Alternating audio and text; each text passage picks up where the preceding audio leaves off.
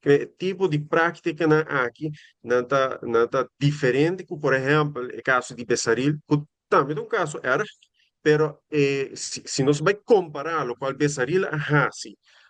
Eu boto o Bessaril vai flaco, Holanda, bem bem gordo, Aruba. Que demonstrar que ela usa Aruba Reis como seu ATM card personal. Uh, que também era, pero ora que vou comparar o caso de Bessaril com o caso aqui, é que não vai hobby mas leu tem impacto que tem ribe e cultura político.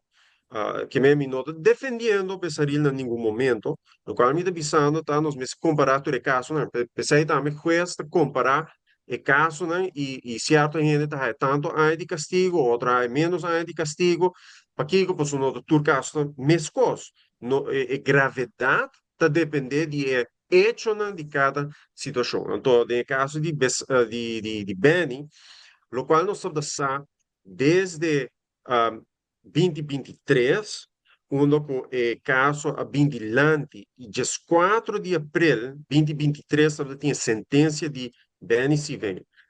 Ora, quando a sentença para Mira, e kunang mikemen Mike Eyman awake e abogado awake Benny Mesa awake não por mira claramente o juez sistematicamente a hacer cierta pergunta. Ela punto sumés é hecho de qual Ministério Público está acusar Benny DJ. Ela cometendo, outra palavra, ela favorecer certa persona, maneira, não sabe.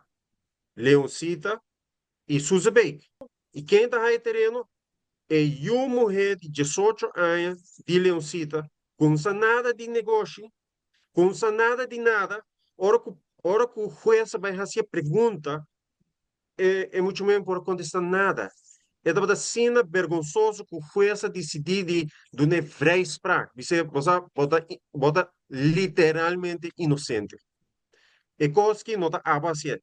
Vou mama a fazer. Literalmente, seita o qual passa.